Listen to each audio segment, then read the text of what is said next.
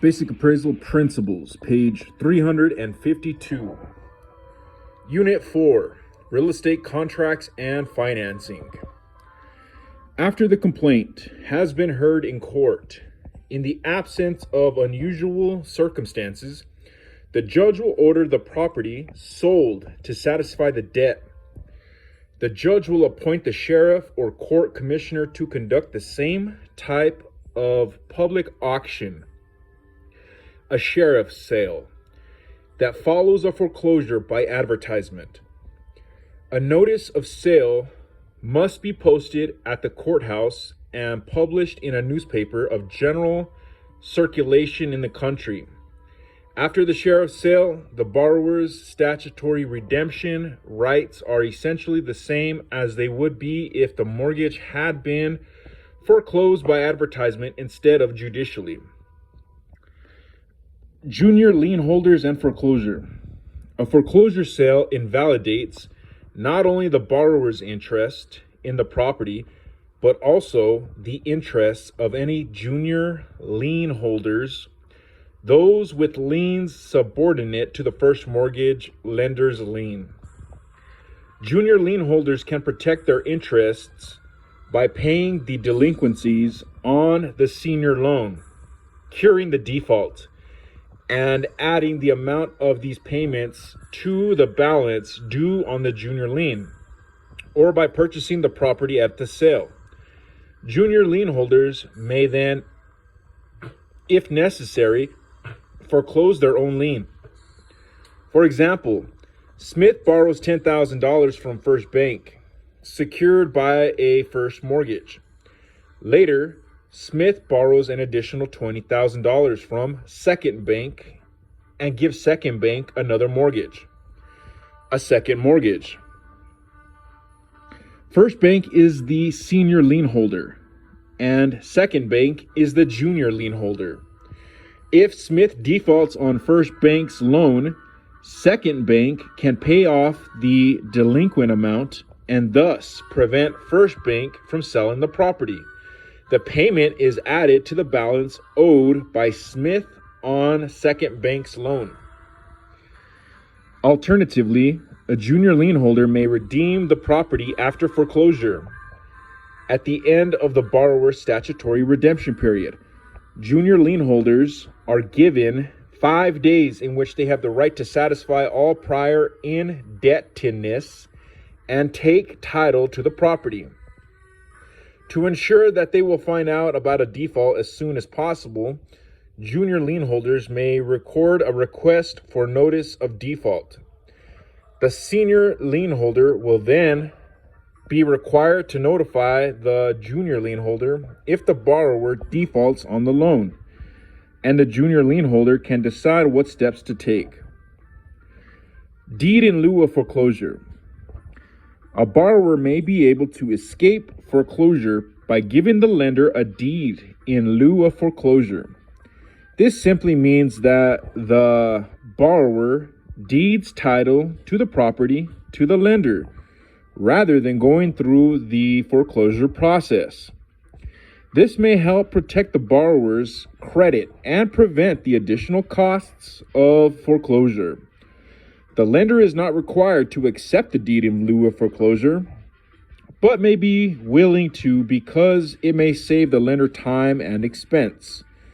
Lenders may hesitate to accept a deed in lieu of foreclosure because, unlike a foreclosure sale, this alternative does not wipe out junior liens. Thus, the lender may acquire title subject to other lien rights. Extra notes: if you can't meet your payment, do a deed in lieu of foreclosure.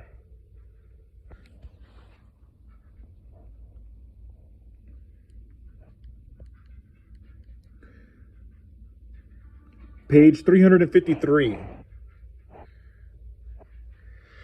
Methods of paying principal and interest payment, debt service.